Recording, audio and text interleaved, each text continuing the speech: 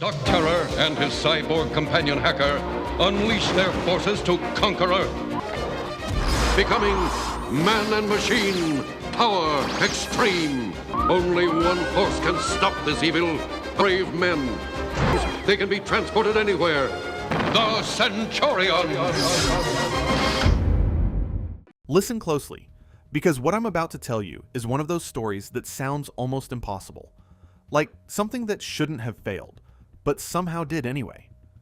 In the 1980s, there was a franchise that had everything lined up perfectly.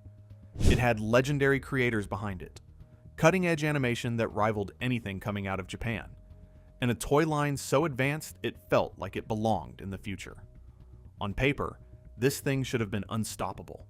It should have become one of the biggest franchises of the decade, and yet, it collapsed. Completely. Quietly. Like it was never meant to survive. I'm talking about the Centurions. Power Extreme. And if you were around in the mid-80s, there's a good chance you remember it, even if only vaguely. Maybe you saw it on TV. Maybe you owned one of those massive action figures. Maybe you remember the tagline echoing in your head. Man and machine. Power Extreme. But here's what most people don't realize. This wasn't just another toy-driven cartoon. This was a project built by some of the most important names in comic book and animation history. We're talking about Jack Kirby, the man who helped create the Marvel Universe, designing the characters. We're talking about animation, handled by a Japanese studio, known for high-end mecha work. And we're talking about toys so complex, so detailed, that they ended up becoming part of the reason everything fell apart.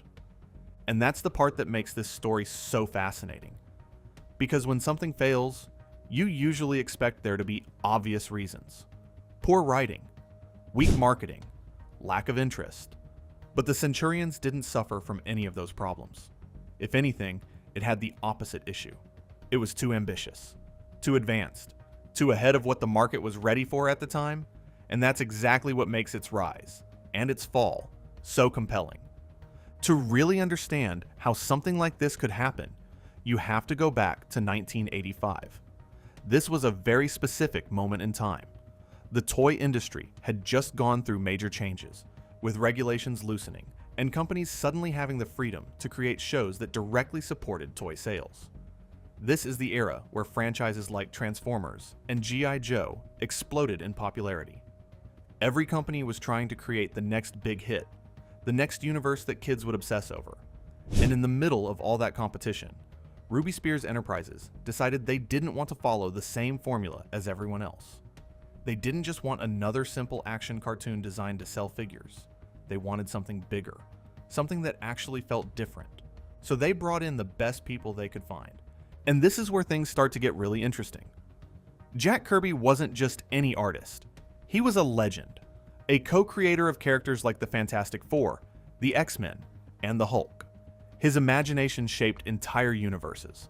And alongside him was Gil Kane, another powerhouse in the comic industry, known for his work on characters like Green Lantern and Spider-Man. These weren't artists you hired for a quick project. These were creators who defined what superhero storytelling looked like. And instead of limiting them, Ruby Spears gave them creative freedom. They were told to design something new, something original. What Kirby brought to the table was pure creative intensity.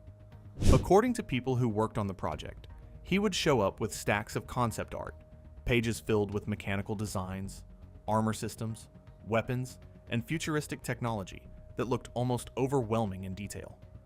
Some even described his ideas as completely off the wall, like he was pushing beyond what anyone expected from a children's show. But that was his strength. He didn't think small. He didn't hold back.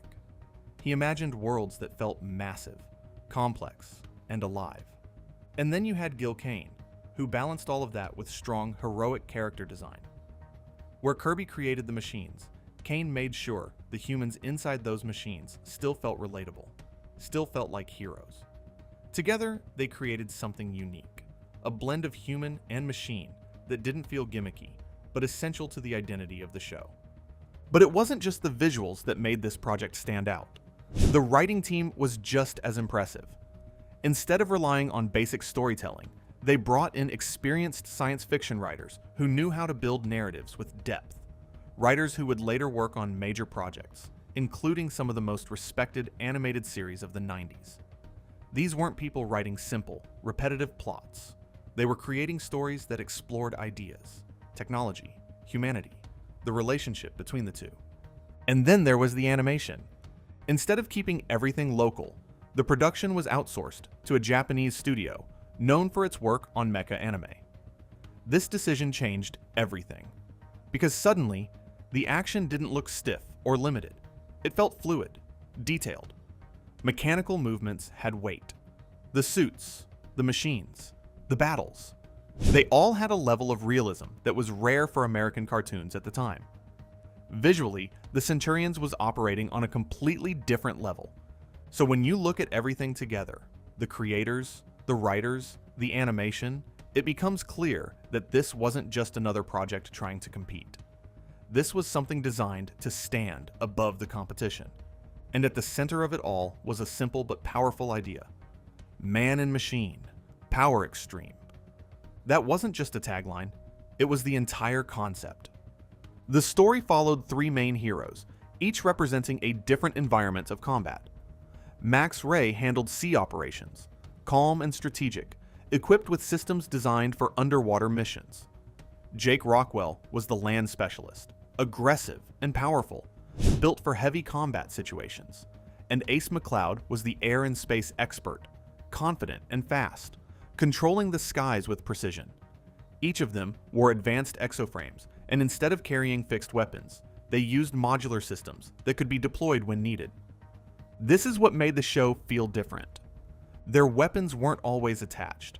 They could be sent down from space, from a station known as Sky Vault, and then linked directly to the heroes in real time. It created this dynamic sense of transformation, where every battle felt different depending on what equipment they used. It wasn't just about fighting. It was about adapting, evolving, and choosing the right tools for the situation.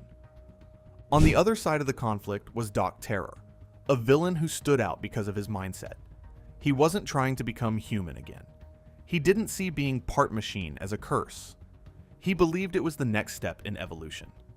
His goal wasn't just control, it was transformation, turning humanity into something else entirely.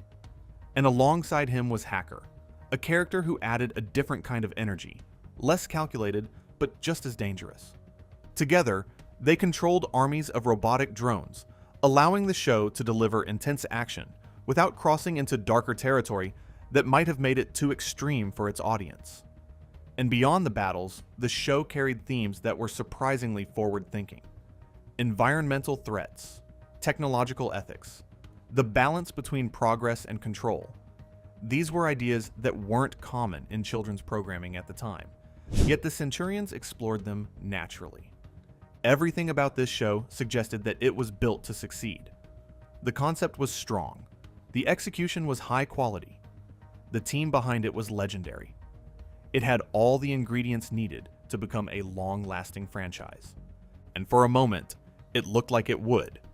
But underneath all of that success, there was a problem slowly building. A problem that had nothing to do with creativity, nothing to do with storytelling, and nothing to do with how much audiences enjoyed the show. It was something much simpler and much more dangerous. The business model. Now this is where everything starts to fall apart. And honestly, this is the part that makes the entire story feel almost tragic. Because up until this point, the Centurions had done everything right. The concept was strong, the creative team was legendary, the animation quality was ahead of its time, and the characters were memorable. On paper, this should have been a guaranteed success. But the problem wasn't the show. The problem was the product that was supposed to support it. The toy line. Because at the end of the day, in the 1980s, cartoons like this weren't just entertainment. They were part of a larger business model. The show existed to drive toy sales, and the toys existed to fund the show. If one side failed, the entire system collapsed. And unfortunately for the Centurions, that's exactly what happened. Kenner, the company responsible for producing the toys, wasn't inexperienced. This was the same company that had massive success with Star Wars figures. They understood the market. They knew what worked. But with the Centurions, they made a series of decisions that, in hindsight, completely undermined the entire line. The first issue was size. These figures weren't standard. While most popular toys at the time were small, affordable, and easy to collect, the Centurions figures were large, around 10 inches tall. That might sound impressive, and in terms of design, it was. These figures felt premium, solid, and detailed. But that size came at a cost. Literally. They were significantly more expensive than competing toys. And when parents walked into a store, they weren't just comparing quality, they were comparing price. And in most cases, cheaper options won. But the real problem went deeper than that. The entire concept of the toy line was built around expansion. You didn't just buy a figure and you were done. The base figure was only the beginning. To fully experience what the Centurions offered, you had to keep buying additional weapon systems, packs that connected to the figures through a network of ports and attachment points. It was a clever idea from a design perspective, but from a consumer perspective, it was exhausting. Imagine being a parent in the mid-80s. Your kid doesn't just want one toy. They want all three main characters. And not just the characters, they want the different weapon systems too. Each one adding more cost, more pieces, more complexity. It wasn't a one-time purchase. It was an ongoing investment. And for most families, that just wasn't realistic. So what happened? Kids would ask for these toys, and parents would hesitate. And right next to the Centurions on the shelf were alternatives. Transformers, G.I. Joe, other lines that offered a complete experience in a single purchase. No extra systems required. No complicated expansions. Just buy it, open it, and play. And slowly, that difference started to matter. Because no matter how good your product is, if it's harder to buy, harder to understand, and more expensive than everything else around it, it struggles. And that's exactly what happened here. The Centurions' toys weren't bad. In fact, they were too good. Over-engineered, over-detailed, built with a level of quality that pushed them into a price range the average consumer wasn't comfortable with. It's like trying to sell a luxury product in a market that's looking for something simple and affordable. And as sales started to slow down, the effects began to ripple outward. Because remember, the show depended on the toys. So when the toys struggled, the entire system started breaking. At first, things didn't look too bad. The show itself was still performing decently. There was enough interest to justify expanding the story, adding new characters, and pushing the narrative further. New heroes were introduced, bringing fresh energy and diversity to the team. The writing became more refined, the stakes higher, the world more developed. Fans who were watching noticed the improvement. In many ways, the show was getting better. But behind the scenes, a different decision had already been made. The toy line wasn't meeting expectations. And once that happened, everything else became secondary. Plans for new figures were quietly abandoned. Designs that had already been completed never made it to store shelves. Entire product lines that could have expanded the universe simply disappeared before they ever reached consumers. It wasn't because they weren't ready. It was because the company no longer believed they would sell. And then came the next phase, corporate restructuring. When companies change ownership or direction, they start evaluating what stays and what goes. And in that process, underperforming properties are often the first to be cut. The Centurions, with its high production costs and declining toy sales, became an easy target. And what happened next is still one of the most shocking parts of this entire story. The molds used to create the toys, the original physical tools required to manufacture them, were destroyed. Not stored, not archived, destroyed. Think about that for a second. These weren't just pieces of equipment. They were the foundation of the entire toy line. Without them, reproducing those figures becomes incredibly difficult and expensive. And by removing them completely, it effectively erased any simple path for future re-releases. Even today, collectors and historians still debate why this decision was made. Some believe it was done for financial reasons. Others think it was part of a larger effort to clear out failed properties. But regardless of the reason, the impact was permanent. The Centurions couldn't just come back. because the tools needed to bring them back no longer existed. And as if that wasn't enough, the situation became even more complicated over time. The rights to the show and the rights to the brand ended up in different places. The animation itself was owned by one company, while the intellectual property, the actual concept and characters, was controlled elsewhere. And that split created a kind of limbo, a situation where no single entity had full control, which meant no easy revival, no straightforward reboot, no clear path forward. And that's why, even today, in an era where almost every 80s franchise has been revived in some form, the Centurions remains absent. It's not forgotten, but it's stuck, locked in a space where it can't fully return, even though the potential is still there. And that's what makes this story different from most others. Because usually, when something fails, it fades away naturally. It loses relevance over time. People stop talking about it, but that didn't happen here. People still remember the Centurions. They remember the designs, the concept, the feeling of connecting those weapon systems, the excitement of that transformation from human to machine. They remember how different it felt compared to everything else. And that memory hasn't gone away. If anything, it's grown stronger over time. Because now, looking back, it's clear what this franchise really was. It wasn't just another toy line trying to compete.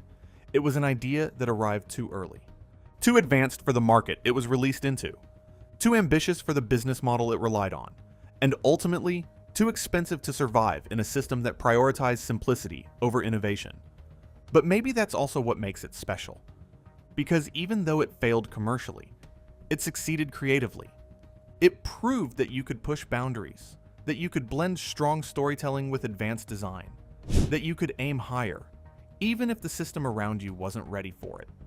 And in a strange way, that's why it still matters. Because it represents something rare, a vision that didn't compromise, a project that didn't play it safe, a franchise that dared to be more, even if it paid the price for it. And maybe, one day, things will change. Maybe the rights will align. Maybe the demand will grow strong enough. Maybe someone will find a way to bring it back in a form that respects what it was meant to be.